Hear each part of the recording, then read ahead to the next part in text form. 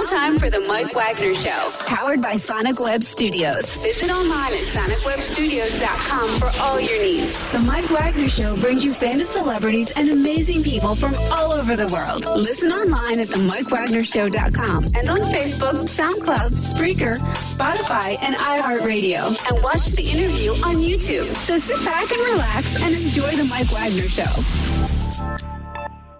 Hey everybody, it's Mike from the Mike Wagner Show, powered by Sonic Web Studios. Visit online at sonicwebstudios.com for all you need. Looking for a professional website without breaking your budget? Sonic Web Studios is the answer. Sonic Web Studios offers fast, affordable custom web designs that blow the competition away. Call today at 1-800-303-3960. That's 1-800-303-3960. Or email to support@sonicwebstudios.com. Mention the Mike Wagner Show, get 10% off your first order. Sonic Web Studios, take your image to the next level. Also, the Mike Wagner Show can be heard on the MikeWagnerShow.com. You can also check our Facebook page at facebook.com/the Mike Wagner Show. You can download it and listen on Facebook, SoundCloud, Spreaker, Spotify, and iHeartRadio. Also, watch the interview and subscribe to the YouTube channel on the Mike Wagner Show and take the Mike Wagner Show with you on any mobile device. We're here with a wonderful gentleman from beautiful sunny California. He's got a brand new TV show called Garyk Lee Style TV. He's an artist, fashion designer, home improvement expert, and of course, he's involved in many, many projects. He studied architectural design, and he's also just has a lot of art and style going on. And, you watch this show, it's just amazing. It has an assistant to go with it. So if you haven't checked out Garyk Lee Style TV, do so right away. You can watch it on YouTube and other devices out there on social media. So without further ado, ladies and gentlemen, from beautiful sunny California, where this guy just gets melting into his art, but not weather-wise, he just does everything. Ladies and gentlemen, Garyk Lee. Garyk, good morning, good afternoon, good evening. Thanks for joining us today. My pleasure, Mike. I appreciate being here. Anytime. So you're a host of Garyk Lee Style TV, which we've been seeing on YouTube. You're an artist, fashion designer, home improvement expert, and of course, you've also studied design, and you've also been involved in a lot of fashion. You've also have a little bit of a collection. You've also designed for many celebrities and everything else. And before we get into all that, tell us how you got started. Well, actually, I've been drawing ever since I can remember. I was probably 3 or 4 years old, and I was drawing, just drawing everything. I would draw fashion design, I would draw houses, I would draw cars, people, and I just kept evolving and just getting better at it. And I really never had one thing I liked more than the other, and that was kind of a double-edged sword because I enjoyed everything, but everyone would always tell me you have to focus in one area, and I just didn't want to believe that. And so I started out wanting to be a fashion designer, and by the time I was 13, I said, no, I want to be an architect. And then by the time I had actually gone through architectural studies at school, I decided I wanted to be a fashion designer. And it was the late 70s, and my parents were kind of like, well, what's he want to do? And I ended up, it was a really funny story because I was down in Houston. My dad had a conference there. He was an engineer for Conoco Oil Company, and we lived in a small oil town in Oklahoma called Ponca City. They had actually, back then, it was so different than post 9/11, and there were several corporate planes, and if you signed up as an executive's kid, you could actually ride on the planes if they were going to where you wanted to go, and there was room on the plane. So my parents told me to join them in Houston, and I signed up on one of the planes it was like one of those 4-propeller, seated about 20 people. And I remember it taking off. I was probably about 20 at the time, and it was taking off on the runway. and it was storming as it normally does in Oklahoma in the spring. And I think there were 3 attempts to get off the runway. And as soon as we get up to full power, the light would come on and the pilot would taxi back and start over again. It was really frightening taking off in one of those planes with lightning and all around you. But then after we cleared that, it was a smooth sail down to Houston, and I met my parents, and my mom was 46 at the time, and I knew she always wanted to be a model.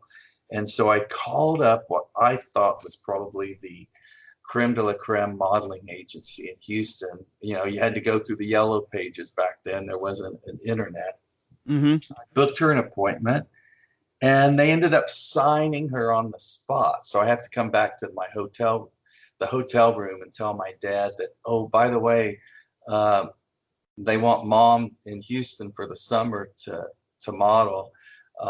And so he was not real pleased with me. And so my punishment was I had to stay in Houston with her for the summer. So Oh no. it really wasn't too bad a punishment when I was so happy to get away from the little town in Oklahoma I grew up in and go to the big city. So that was the turning point that told me that I was ready to be a fashion designer. And that's what I wanted to do.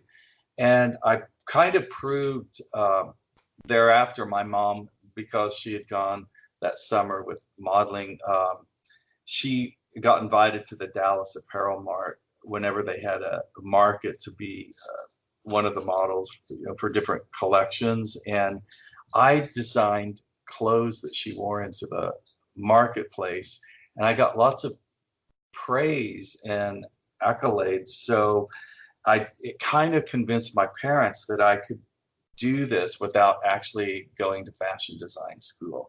So I opened up a couture salon, which is, one of a kind, in Oklahoma City at 21 years old. Wow. My parents helped me. They bought an old house, and I converted the front of it, along with, of course, a lot of help from my father, the engineer, into a salon in front, and the back was where I lived. So it was really quite unique, and I did very well. I got myself on local television shows and doing local fashion shows at a young age, and but I felt like I was outgrowing Oklahoma City mentally. It's just I was ready to move on, and my older brother ended up he followed in my dad's footsteps, and he was an engineer, and he got transferred to Los Angeles. Mm-hmm. And so that was my opening to come to California. And I did that at about 23 years old. I moved to Los Angeles, but it wasn't going over real well with my parents. So I kind of had to start over at square one. But for me at that young age, to get to California, it was worth it, because I thought I died and gone to heaven when I landed in California. That is amazing how you got off to a great start. Now when you were in Oklahoma as well, too, Oklahoma City, and you opened up your first salon, styling area, and everything else, was there like a great need in Oklahoma City at the time, or were you facing a lot of competition? Well, I really didn't have any competition. There were some 3 or 4 really high-end ladies' boutiques, but I was doing one-of-a-kind design. And so, and it's funny because I basically, I knew how to draw house plans. I just knew how to draw in 3-dimension from the time I was a little kid. So for me to even start designing clothes, all I did is go buy a pattern at like a sewing pattern, open it up, look at it, wad it up, throw it away, and say, okay, I know how to do this. Then so I would literally lay the fabric out and pin where I would cut, like draw with pins, and I would just start cutting the fabric, and I would hand it to the seamstress and tell her how to put it together, and it worked. So I just kept educating myself. And then I finally, I started making patterns, and I just figured out how to do it all. But yes, there was, somewhat of a need for someone that could do one of a kind design. And so I was, I would say I was semi-successful in Oklahoma City, considering that I had no formal training, and I just loved what I did, and I just decided to do it. Sometimes when you're young, you just have the courage to just jump in and do something. When you're older, you think about it too much. Mm-hmm.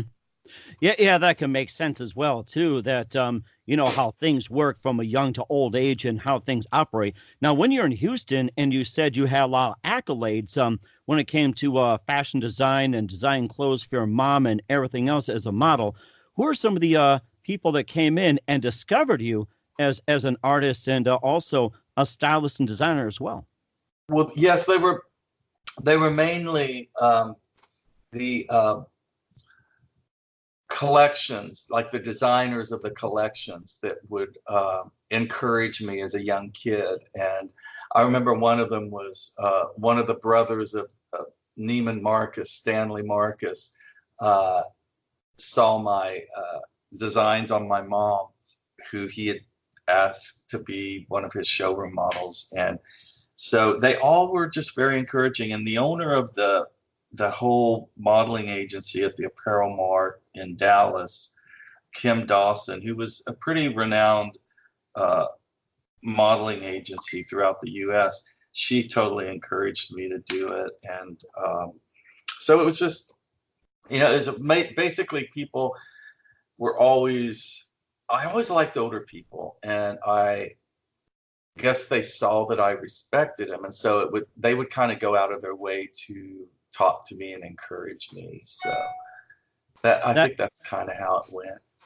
That is amazing how you're getting all this accolades at such an early age as well, too. And of course, we'll talk more about some of your influences and also your website and some of the things you've done. And of course, your TV show as well, too. But first, you listen to The Mike Wagner Show, themikewagnershow.com, powered by Sonic Web Studios. Visit online at sonicwebstudios.com for all your needs. Looking for a professional website without breaking your budget? Sonic Web Studios is the answer. Sonic Web Studios offers fast, affordable custom web designs that blow the competition away. Call today at 1-800-303-3960. That's 1-800-303-3960. Or email to support@sonicwebstudios.com. Mention the Mike Wagner Show. Get 10% off your first order. Sonic Web Studios. Take your image to the next level. Also, the Mike Wagner Show can be heard on the MikeWagnerShow.com. You can also check our Facebook page, facebook.com/the Mike Wagner Show. Also, download and listen to our episodes on Facebook, SoundCloud, Spreaker, Spotify, and iHeartRadio. Also, watch the interview and subscribe to the YouTube channel on the Mike Wagner Show channel. Also, take the Mike Wagner Show with you on any mobile device. We're here with artist, fashion designer, home improvement expert, and the host of Garyk Lee Style TV, Garyk Lee, talking about his humble beginnings and how he got started in the world of fashion, being an artist and taking everything all into one. And before we get into some of the things like on your website and getting into your TV show later on, who are some of your favorite fashion designers and artists growing up? I would say probably growing up when I was, at the age where I could really understand what that was all about. I was always a big fan of Yves Saint Laurent. That was just very classic and timeless, actually. I love timeless classic. And then I always was a fan of the best and worst dressed list of Mr. Blackwell. I always thought it was very funny. Best and worst. I love it. I'll ask that question later on, but go ahead. Yes. And interestingly, when I had gotten back into my fashion, because when I moved to LA, I did get away from fashion for a few, 2 or 3 years, I would say. I was more into just kind of surviving and doing what you do and doing a little acting and just doing a little bit of everything. And then when I decided that I would get back into it, and I opened a boutique on Robertson Boulevard, one of the first TV shows I was booked on, Richard Blackwell was a guest, and he was, up in age at this time, but he was, still producing his line of clothes, and he still was critiquing fashion and writing for the Beverly Hills Courier, and he was on TV a lot.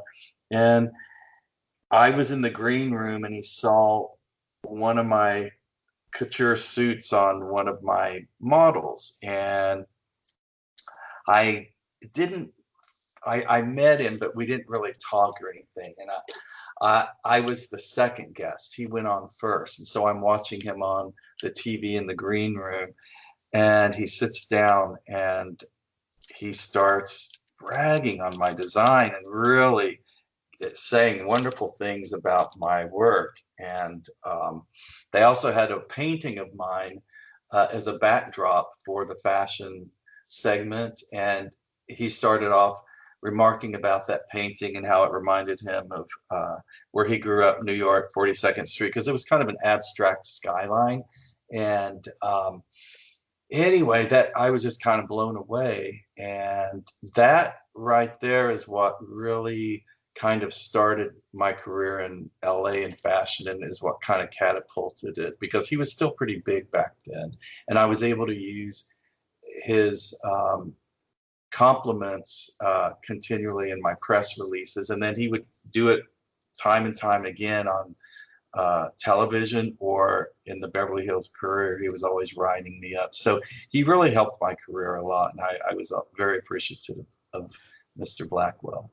That is amazing too. And I was going to ask as well too, along the lines and how he was as a person around other people, but also too, you've also been involved in some projects as well too. Of course, you work with Neiman Marcus. You also travel a little bit, going out to Pennsylvania, and also working with some star-studded events like in Beverly Hills or Raleigh Film Studios. And maybe you can talk about some of the projects and the accolades as well. Right. Well, it's interesting. I had left LA to go to New York City because my fashion career was really taking off, and I felt like I needed to be in the heart of fashion, which was 7th Avenue in New York City. So I made the move, and interestingly, the season that I launched in New York City, it was 1990, and the economy was suffering. And fashion, especially high fashion, was kind of the first area that people would stop spending money back then. And it was also at a point where the department stores were having a lot of financial trouble, and they were switching them up in different types of departmental segmenting them. And everything was just starting to have a different feel than the mon pot industry that everyone had been used to. So my first season out in New York City, I had about 700,000 in orders, and my accountant said to me, "I'm sorry, but you can't ship anyone because everyone's credit rating is so poor. You'll lose your ass if you try to ship them." Really? Like, really, after spending a year basically on this, and this is the news I get. So I wasn't, real thrilled about that. And it kind of triggered a move outside of New York City to Pennsylvania, to the countryside, where it was a little more calm. And I got into my art and really got into doing a lot of wonderful things with my art and interior art. I would do a lot of murals and trompe l'oeil, and I opened a little boutique on the canal in New Hope, Pennsylvania, which is a real charming artist colony. And so I would do just a few little one-of-a-kinds and art pieces. And it was just a simple life after the grief I went through in Manhattan. And I did, after a few years, I was missing California, and I still had clients. So I created a reason to go back, and I started designing for some of my LA clients again. And then I read a magazine, Vanity Fair, and I saw an article that on Isaac Mizrahi had done a big gala for the Fire and Ice Ball for a charity. And I thought, well, that's what I need to do. I need to do a big event for a charity, and that will kind of get me going again. And I basically spearheaded from just a thought. It was right around the time I saw, actually, even before I thought of doing a runway show, I saw the news of Christopher Reeve being paralyzed. And I thought, oh, this is just, I kind of had like an epiphany. And I thought, as horrible as this is now, because he's Superman to everyone, he will actually be Superman to the whole paralysis events concept. You know, that there was only the American Paralysis Association at the time, and I said, you know, he's going to bring recognition to something that really hasn't had a lot of empathy, you know, with fundraising and all. So I ended up calling up the APA and offering to do a runway show, a big event in LA, because they didn't have a presence in LA. They did in New York. And I then invited my really dear girlfriend that used to be one of my main showroom models in Beverly Hills.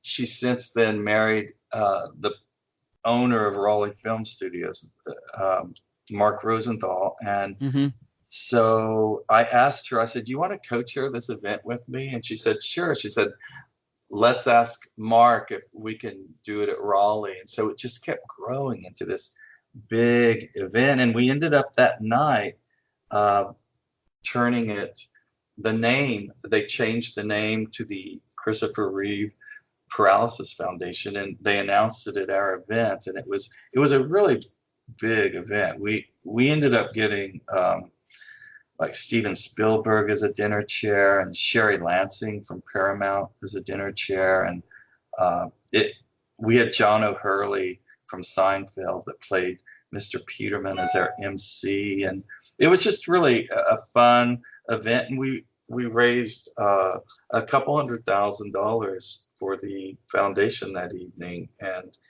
so it was, of course, it was exhausting. I was making trips back and forth from LA back to Pennsylvania, back to LA.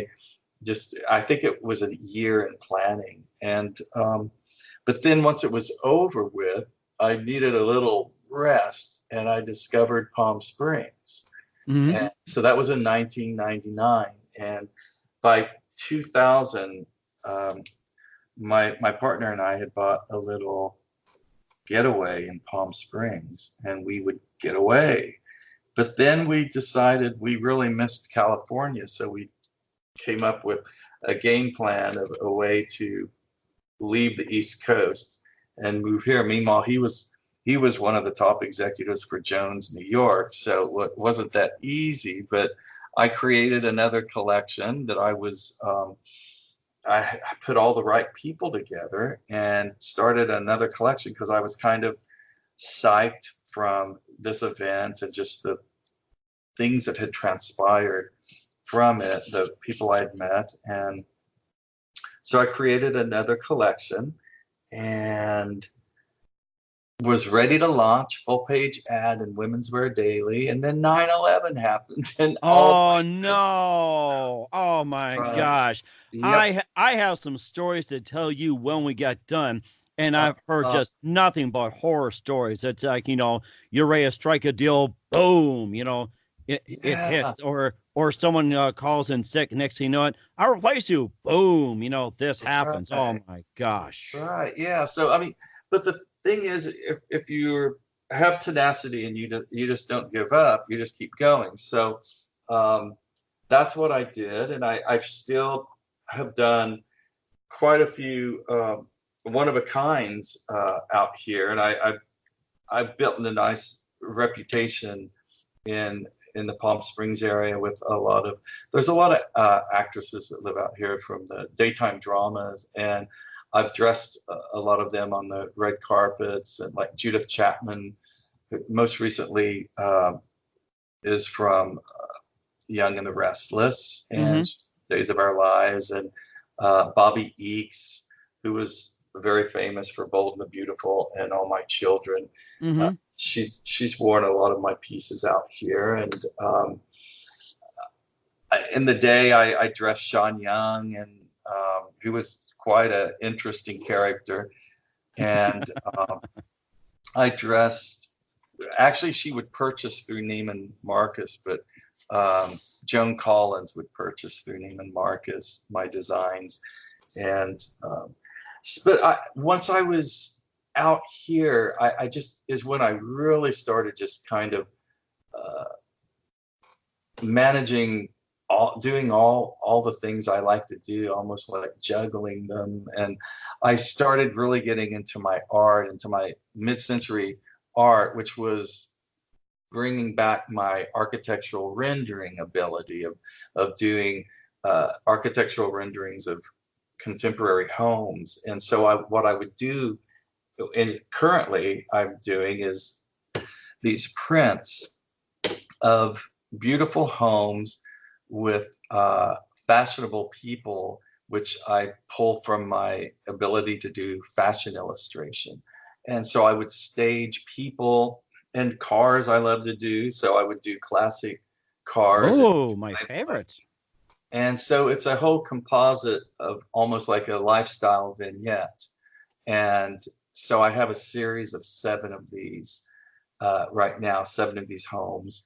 And I've turned them into greeting cards and blank greeting cards. And I'm actually getting ready. I just met with a rep in LA, a gift rep. So I'm going to be doing probably about 24 styles of art. So there will be groupings from fashion to the architectural ones I just described, to some more just different concepts. I'll be moving into doing different architecture for different parts of the country, like craftsmen for the Northeast, and for New York City, I'm going to be doing like loft apartments, that stuff.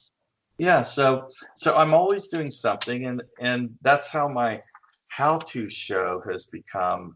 It started off with the renovation of my kitchen, and the way I even decided to come up with a how-to show is I had all of these VSH tapes from my past runway shows and TV shows, and they just sat in a box for 15, 20 years. And I thought, well, I wonder if they even are any good. You know, they could have been moves and all gotten destroyed. I took them to Costco, and they turned them into contemporary format file. So I went through them, and they were all still really good. So I hired this younger man that's a really good tech man, but he was also kind of learning through the process. But he knows how to work in Photoshop. He knows how to Premiere. And so I said, my goal is I want to create a little docu-dramedy of my 30 years in the garment industry. So we just started putting it together. But I thought, well, I need a conduit to tie all this together, or else it's just going to be boring and not make sense. So I created an animated character, and I named her Fasciana. And Fasciana, oh my gosh, a documentary. Oh my gosh, that would be my vocabulary. She's comes to me on my. I'm out. The way it opens up, it's a 20-minute docudrama, and it was the first film piece that I made. I did this a couple years ago, and so I'm out on my patio painting a big canvas, and I hear the television in my living room making a weird noise. I run in, and you see her landing in Palm Springs. She's got a flight suit which has Cadillac fins coming out of the shoulders with exhaust. She's this pretty animated girl. And I'm like, well, what are you doing? And she tells me that she's been my muse for 30 years. And so she knows all about me. And so she takes me on a walk down memory lane of all of my, and so she's the conduit that pops in and out of all of this. So that got me really into the film industry and television and making film. So that is my true love, I think. Yeah, that sounds amazing too. We'll talk more about your new show as well too. You're listening to the Mike Wagner Show at the MikeWagnerShow.com, powered by Sonic Web Studios. Visit online at SonicWebStudios.com for all your needs. Looking at a professional website without breaking a budget? Sonic Web Studios is the answer. Sonic Web Studios offers fast, affordable custom web designs that blow the competition away. Call today at 1-800-303-3960. That's 1-800-303-3960. Or email to support@sonicwebstudios.com. Mention the Mike Wagner Show, get 10% off your first order. Sonic Web Studios, take your image to the next level. Also, the Mike Wagner Show can be heard on the MikeWagnerShow.com. Also, check our Facebook page and follow Facebook.com/the Mike Wagner Show. You can download and listen on Facebook, SoundCloud, Spreaker, Spotify, and iHeartRadio. Also, watch the interview on YouTube and subscribe to the Mike Wagner Show on your YouTube channel. Also, take the Mike Wagner Show with you on any mobile device. We're here with well-renowned artist and designer Garyk Lee, who is also a home improvement expert, artist, and also fashion designer and the host of Garyk Lee Style TV, which we just started getting into it. And you can watch some of the trailers on YouTube. And maybe you can just tell us, where else can you watch the Garyk Lee Show with your wonderful muse? Well, it's all available on Garyk Lee Style TV on YouTube. And once I have a certain amount of episodes, I'll be shopping it on other outlets. But for now, I'm using YouTube as my platform. Mm-hmm. That's amazing too. And of course, you also talked about your muse as well too. You can just tell us about how that all got created and everything else. Yes. So having her as the muse in my docudrama, then once that was completed and up and airing, it was a few months later, I decided, well, I want to do a how-to show. Just show people just how to make something out of nothing, but I started with the renovation of my own kitchen. And so that was pretty serious how-to stuff with the vendors involved and all of that. And then that was last fall. Then I did a holiday episode and I showed how to turn an old wrought iron wine rack into an actual Christmas tree, that you could have the wine bottles in the Christmas tree. So you could just pull a wine bottle out of the tree. And so that was pretty cool. And during that episode, I again had her come onto my TV scrambled screen, and then all of a sudden you see Fasciana, and she's telling me she's tired of being a muse and she wants to come to Earth, and she's asking me if she can be my assistant. So then on the next episode, I actually introduce her as my assistant. And so she's my assistant that's always screwing things up. And yeah, the first thing she did when she came was she without me knowing it, she set up an interview for me with this really bitchy, kind of holier than thou, ultra conservative lady that does not like the LGBT community at all. So seriously, she didn't know anything about that, but she set this up with me. And well, the funny thing is I play both characters. And I was doing it to get some of my backstory out as who I am as a designer. And I thought, well, I'll create this character and I'll do it. And because I grew up around so many like that where I grew up. And, Mhm. so I thought how that would be funny, and I love humor. I wanted to really start bringing more humor into it. Well, the thing is, this character, her name is Loretta Christensen, and Christian Shun Shun. That's a yeah, pretty good one to pronounce. right. Well, she can't even pronounce it. So anyway, the character became or has become really popular, and everyone wants to see her. And so she basically hijacks my show and records her Let's Talk with Loretta Christensen. And Oh she my has a gosh. talk show down in Tallahassee, Florida. That's where she's from. The whole backstory, she's really a character. So anyway, she butts in and takes over my show, and Fasciana always lets her do it. She lets her get away with it. So each of my how-to shows has been dwindling down the how-to part, and she's taken over because everyone wants to see this character, and everyone's been wanting to be interviewed by her. So I've interviewed Sean Kanan from General Hospital, and he's also on Bold and the Beautiful, and he just co-wrote a book called The Success Factor X with Mhm. Jill Lieberman, and it's a very successful book. It's like #1 on Amazon's list, and he wanted to be interviewed by Loretta, and so I did an interview with he and Jill, and it was hysterical. And then this lovely couple that I'd met from Manhattan that are in the Metropolitan, they perform at the Metropolitan. Well, they wanted to be interviewed, and we did a hysterical one there with them. Actually, we did it here in Palm Springs when they were in town, and that's my latest one. But I've got a lineup of people that want to be interviewed with Oh my the goodness. Christians. It's crazy. It's crazy. But it is funny, and I just write the stuff as I go.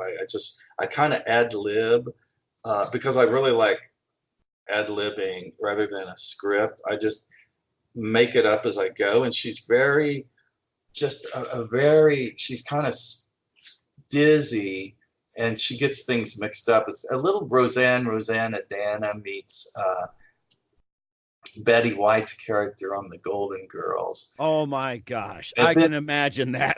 but then meets like Julia Sugarbaker from Designing Women, that's a little more uppity and sophisticated. So you put all those together, and it's a really hysterical character. So I'm not sure where I'm going with it, but everyone likes it, and people are wanting interviews, like television interviews with her, just different things. It's just kind of crazy. So, but we'll see. But I still do my how-to stuff, but it's just she's taken up a lot of my time. I let everyone know I'm kind of pissed off with her because she's kind of butting into my time. So it sounds like you're trying to do like a home improvement, but then it's like she butts in and tries to do it like herself. It's almost like what is it? Home Improvement back in the 80s and early 90s, where it's like say Tim the Tool Man tries to come in, and let's say I'm trying to think, Al just walks in, starts butting in, and whatever else. It almost sounds like it's like Home Improvement just jacked up to no level. It's like what do you get out of the Home Improvement? I just wonder about that. Right. Yeah.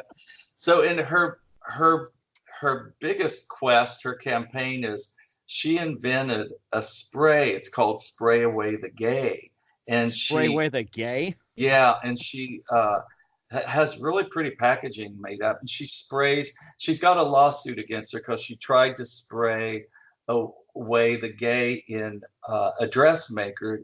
There's an episode with Bobby Eakes where we're redesigning one of her Emmy gowns, and I hired this Lebanese dressmaker, and Loretta comes knocking on the door soliciting for her cause, and she thinks that she says she's a lesbian dressmaker when she actually said she's a Lebanese dressmaker. So A she Lebanese. brings her in the eyes and causes all kinds of havoc. The clothes don't get finished because she blinds her temporarily for a few days, and then she's got a lawsuit against her, and then she makes a call to an attorney to countersue her. It's really funny stuff, and I just have a blast writing it off the cuff, basically.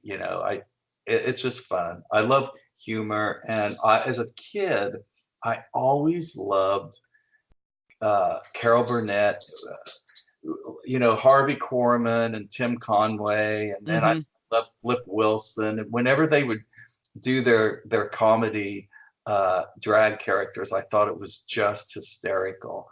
And so I thought, well, I'm not getting any younger. Let me just do that, because that's another thing I thought was hysterical and funny as a kid. So let me attempt that.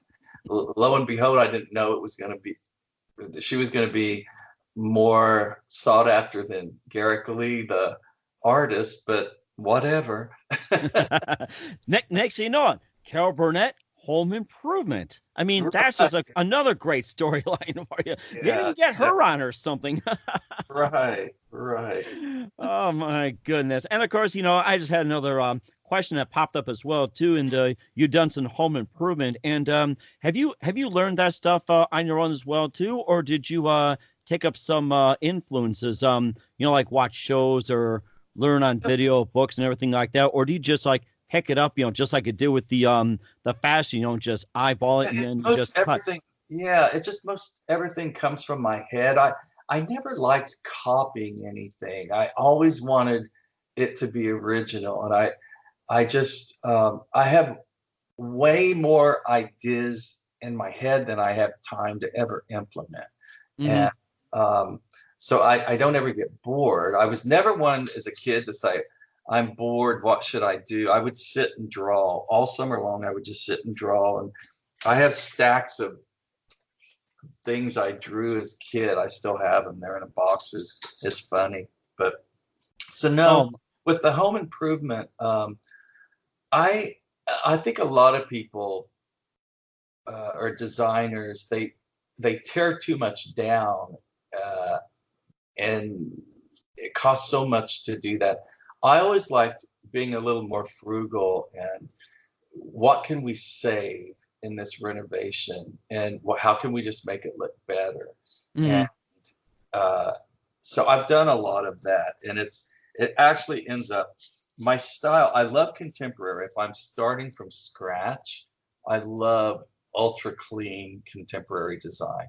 If you don't have that luxury and you're renovating, I like almost turning something that's maybe 40 years old into looking like it's 400 years old. Distressing it and just giving it that total European charm, because at the end of the day, I personally am more comfortable living in old European charm that's rustic and elegant combined. But I love designing ultra modern. I really do. It's such a wonderful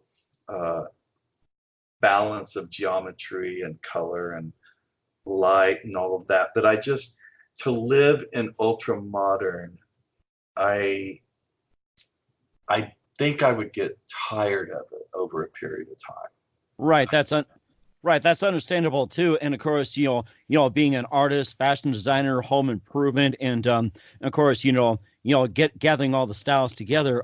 With all the eras involving with art, like the 20s, 30s, 40s, and 50s, and everything else. What do you consider your most favorite decade when it comes to art? I love the anywhere from the turn of the century, the Art Nouveau, through the Deco period. Through the 40s, I would say, through the kind of the end of the Deco period. I love that style. I think it's just really, really pretty. And it's also very interesting. You can tell that a lot of thought went into the patterns and the scrolling and the just everything. But architecture, I love craftsmen. I think that is so beautiful. Very wonderful. It's amazing and what you can see as well too. And of course, doing all these things, what do you consider your most favorite project and most challenging? Oh, wow, that's a tough one. My most challenging. Hmm. Well, actually, I just recently did a design concept for a veterinary clinic, and that was kind of challenging. Oh my goodness. Yeah, it was. But they wanted the conceptual rendering, which is what I do a lot. I do renderings that will show the selected audience what something will look like. I've done a lot of homes where they want renderings of all different views of the house, and they didn't want to go with the standard CAD program that looks, a little contrived. They wanted something more artistic. So I get calls for things like that often. But this one was challenging because would have to Google and look up all the different equipment and how it looks, for animal. They have all kinds of things for animals. They have therapy tanks and that fill with water, and the person gets in with the dog, and I mean, it's just all this stuff. So it was kind of challenging to gather all the information and to be able to correctly render it. So I guess that would be most on my mind right now. Wow, that is amazing. It's amazing what you can do with just what you got. And what do you consider your most memorable moment? My most memorable moment, I think it would be because I arrived in Los Angeles on about the 29th of December in 1980 at 3:00 in the morning, because my older brother had left his 1974 Carrera in my parents' garage. So the two of us drove it out, and he told me, you can only take to California what you can fit in the trunk, and the trunk of those cars is in the front because the engine's in the rear and there's not much in it. So we drove out really quickly. I would say I was asleep most of the time when it got dark, and he was just, I don't want to tell you how fast he was going. We were both too young to know what we were doing. So anyway, when we arrived, it was pitch black, and it was the next morning when I woke up and looked out of the windows of the condo that he was renting, and it was in Arcadia, which is near Pasadena. And I at the mountains, and it was so gorgeous. I thought, oh my gosh, I really thought I died and gone to heaven. I couldn't believe, after growing up in Flat, Oklahoma, and seeing all these beautiful mountains, and it just California, that was my most memorable, I would say. That is amazing too. And of course, with all the things you love with the contemporary cars, the styles and everything. And who is your biggest influence in your career? As a child, it sounds so, I guess, like you would expect me to say this. Frank Lloyd Wright, I loved his architecture. And from a child, I just loved his architecture. And even in my fashion design, it's very geometric like his homes were. I love clean, simple lines, but knowing like how to really make contrast so that it really pops. The fashion pops, the house pops because of the unique contrast of the angles. And so it would be like with a house, the use of glass with a long plane of rock.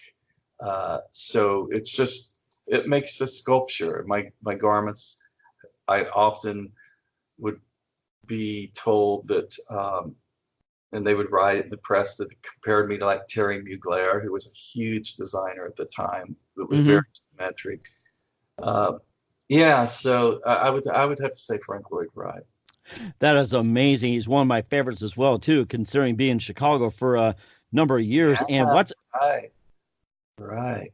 Yes, that's right. And of course, we'll talk more about that, off the air or so or another time. And what's the best advice you can give to anyone at this point? Don't ever give up, like I'm still not doing. It keeps you young, just keep plugging, keep pursuing what makes you happy. Mm-hmm.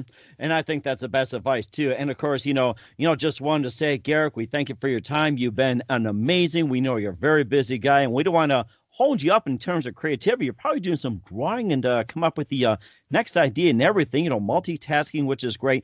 Again, what are your upcoming projects? What's your website, and how do people contact you? Sure. If you go to Garyk Lee, or actually, let me give you my website. It would be GarykLee.com. Mm-hmm. And if you go to GarykLee.com on the homepage, there's a direct, and it's very much in your face. You can't help it. See it, a link to YouTube, to Garyk Lee Style TV. There's a right there on the homepage. And that's where you can catch all of my episodes. And we're constantly coming out with new ones. I have a couple new ones that'll be coming out this month of August. And project-wise, right now, this is pretty much what I'm working on, because I'm going to be able to use this Garyk Lee Style TV to open up a lot of other avenues for me with design. And so it's pretty much my baby right now. But I am working on getting a gift line together, and that will be in gift shops with my cards and prints, and which those can also be seen on my website. And you can shop and you can purchase my greeting cards, my artist proofs, or my posters of the contemporary homes. So you can just kind of scan through and look at it and see what's what. That's amazing. And how do people contact you? Actually, they can contact me at Garyk at GarykLee.com. Okay. And it's Garyk. It's an unusual spelling. It's like Gary with a K. It's Garyk at GarykLee.com. That is amazing. And Garyk, just wanted to say, I want to thank you very much for your time. You've been fantastic.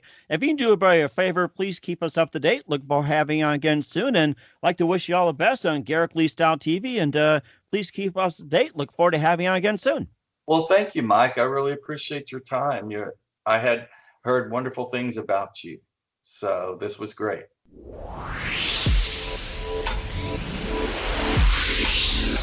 Thanks for listening to The Mike Wagner Show, powered by Sonic Web Studios. Visit online at sonicwebstudios.com for all your needs. Listen online at themikewagnershow.com and on Facebook, SoundCloud, Spreaker, Spotify, and iHeartRadio. And watch the interview on YouTube. Also, become a sponsor of the program or donate today at themikewagnershow.com. Join us again tomorrow for another episode of The Mike Wagner Show.